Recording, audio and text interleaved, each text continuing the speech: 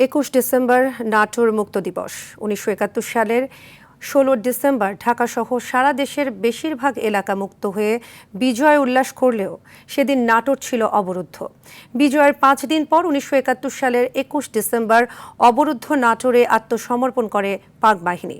নাটোরের দীঘাপতিয়া গভর্নর হাউসে রাজশাহী বিভাগের সেক্টর হেডকোয়ার্টার স্থাপন করায় নাটোর হানাদার মুক্ত হয় 5 দিন পর। নাটোর প্রতিনিধি মোহাম্মদ কামাল হোসেনের তথ্যচিত্রে জানাচ্ছেন লিওন আজাদ।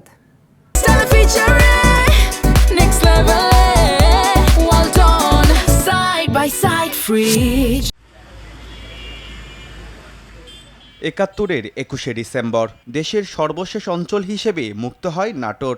16 ডিসেম্বর চূড়ান্ত বিজয়ের পরও উত্তরের জেলা নাটোরে তখনও উড়ছিল পাকিস্তানি পতাকা। মুক্তিযোদ্ধাদের প্রতিরোধে টিকতে না পেরে নাটোরের রাজবাড়ি, উত্তরা গণভবন, সরকারি নবাব সিরাজউদ্দৌলা কলেজ, আনসার হল সহ কয়েকটি ক্যাম্পে আশ্রয় নেয় হানাদার বাহিনী। লালপুরের ময়নাগ্রামে একটি আম গাছের সাথে বেঁধে কয়েকজন বাঙালিকে নির্মম নির্যাতনের পর হত্যা করা হয়। সেই আম গাছটি এখনও জীবন্ত সৌধ হিসাবে কালের সাক্ষী হয়ে দাঁড়িয়ে আছে। অপরদিকে 1971 থেকে 2025 স্বাধীনতার 54 বছর পার হলেও নাটোরের গণকবরগুলো পায়নি কোনো সরকারি স্বীকৃতি। যাকেই পাইছে কাউকে ঘাড়ে কোপ দিছে, কাউকে ব্যানর দিয়ে খুঁচিয়ে মারিছে, কাউকে অ্যাসিড দগ্ধ করে মারিছে। চারদিক থেকে আমরা স্লোগান দিয়ে তাদের সেখানে আগায় যাই এবং সেখান থেকে ওই পাক হানাদার বাহিনী তখন পিছু হেঁটে চলে যায়।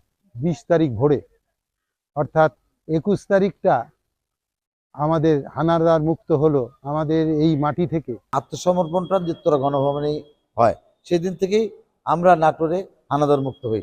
21 ডিসেম্বর নাটোরে মুক্ত দিবস পালনে সরকারের নজরে আনতে উদ্যোগ নেওয়ার আশ্বাস এই জেলা প্রশাসকের। নাটোর জেলাবাসী এটি চায় দিবস হিসেবে পালন করার জন্য। এ বিষয়ে আমি ঊর্ধ্বতন কর্তৃপক্ষের সাথে কথা বলবো এবং দিবসটি যদি যথাযথভাবে পালনের জন্য আমি চেষ্টা করব। 71-এর নৃশংসতার নীরব সাক্ষী আজও দাঁড়িয়ে আছে সেই আম গাছ।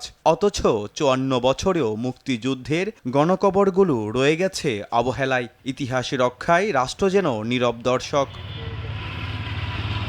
Leone Azad, RTV।